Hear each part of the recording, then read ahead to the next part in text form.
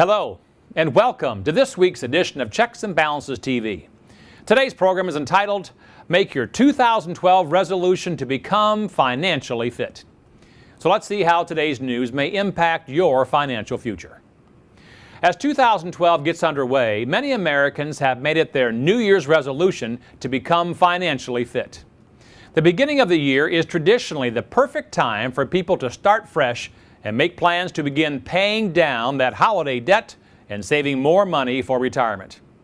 November and December were record-breaking months for consumer spending, and consumer credit card debt is expected to rise. While final fourth quarter numbers aren't in yet, the third quarter of 2011 saw a 154% increase in consumer debt when compared to 2010, according to credit card research company CardHub. They also reported that people historically have made a strong effort to pay down credit card debt in the first quarter of each year, proving that many Americans take the resolution of fiscal fitness seriously. Okay, so what's really going on here? Let's check the facts using our checks and balances process. CardHub had projected Americans would rack up $64 billion in credit card debt by the end of 2011. Piling it up at a faster rate than in either of the previous 2 years. Consumers followed this trend by breaking records for online sales in November and early December. They spent a record $1.25 billion on Cyber Monday and topped the $1 billion mark in a single day 5 more times within the next 2 weeks, according to digital business analytics company Comscore, Inc. On Black Friday, credit card transactions rose 7.4% from the previous year, according to payment processing firm First Data. The latest information on consumer credit released by the Federal Reserve reported an upward trend in consumer debt and revealed that consumer credit overall has increased to nearly $2.5 trillion. Holiday shopping can show a stark contrast between perception and reality. For example, Consumer Reports polled shoppers prior to the holidays in 2010 and found that consumers anticipated spending an average of $457 on gifts. Well, they actually ended up spending $556, or 22% more. For those who put together a budget that same year, nearly half exceeded it. As of October 2011, 6% of Americans, or 14 million people, were still paying off their credit card purchases from the previous holiday season. The good news is that past history suggests that consumers typically use the first 3 months of the new year to pay down their credit card debt. According to CardHub, consumers paid off approximately $32 billion in the first quarter of 2011 and $44 billion in the first quarter of 2010. Okay, so now that we've checked the facts, let's balance this news using our checks and balances process to determine what action you should take today. Resolutions are simply goals we all dream of achieving. When you resolve to change activities or results in the new year, you're committing yourself to creating new habits and improving your life.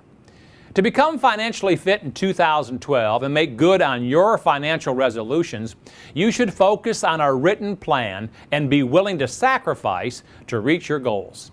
For many people, their financial goal this year is to pay off debt and save more money. Like most resolutions, though, this is much easier said than done. For some, the task won't seem too difficult until they receive their first new credit card statement in January. It's then that a true reality check of what it's going to take to become financially fit in 2012 will set in. This is where a written plan and true commitment becomes imperative.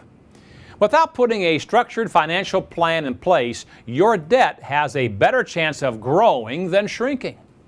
The best solution is to cut spending on paper and develop a written savings plan to pay down your debt and accomplish the financial goals you set for yourself for the new year.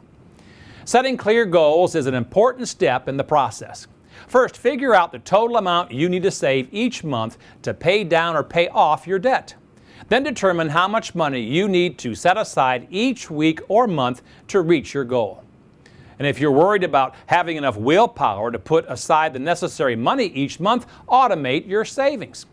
Ask your employer to split your paycheck into 2 deposits, one into your checking account and the other into your savings account. The most important element here to your eventual success is sticking to your plan and not giving up. You know the old Chinese proverb, journey of 1,000 miles begins with one step and then another. So get started in January and don't stop until you're debt-free. Okay, so what's the bottom line here? You may have heard the old saying, resolutions are made to be broken. But breaking your financial resolution in 2012 could leave you broke. While it was easy for shoppers to use their credit cards this past holiday season, the hard part lies ahead, paying it down or off over many months or even years. Credit card debt can snowball out of control if you're not careful. The buy now, pay later plan always catches up with you, unfortunately. Becoming financially fit involves a lot of hard work and dedication, and a written plan plays a huge role in your success. If your New Year's resolution includes dumping debt and saving more for retirement, make it happen. Stick to your resolutions and turn them into solutions before Father Time catches up to you and your finances and keeps you from achieving your financial goals for the future. And now for Matt's weekly financial tip, tool, or technique. The best way to tackle post-holiday credit card debt is to pay it off as soon as possible. Don't be a slave to the money lenders in the new year. Instead, fight back and protect your nest egg from those who would like to keep you in debt for years. So here are 3 tips to paying down credit card debt in 2012. Tip number 1, develop a savings plan. If you currently have any type of debt, figure out how much money you will need to pay it off. Working hard and saving more is the only solution. You may have to take on a second job or work overtime, as well as making a list of monthly treats you can do without for a while. Debt just doesn't disappear on its own, but you can make it disappear. Tip number 2 is consolidate credit cards.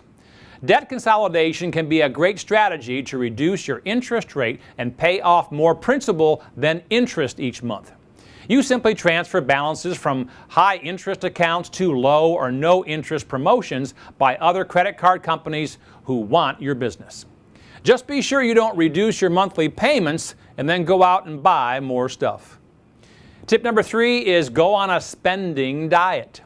Spending less can enable you to save more, so make it a game to see how much you can save versus spend in 2012. You've probably heard of money-saving tips that include bringing your lunch to work, cutting out that expensive latte coffee, eating out less, shopping at discount stores, and many other cost-cutting strategies. Following these 3 tips can help you fulfill your resolution this year to become financially fit in 2012. And if you don't think you can do it alone, work with a qualified financial advisor who can help you with an effective plan to save more money for retirement and pay off debt as soon as possible. But don't forget, you are the one responsible for your own financial future, so make it happen. Be sure to log on to our website and download our featured report, Financial Freedom Wake-Up Call. A free report that teaches you how to plan for, save consistently, and invest wisely for a secure financial future. And finally, remember that only you can control your financial future. You can succeed. You just need confidence and determination. I'm Matthew J. Reddick from Checks and Balances TV. Until next week, dump debt, invest wisely, believe in yourself, and make it happen.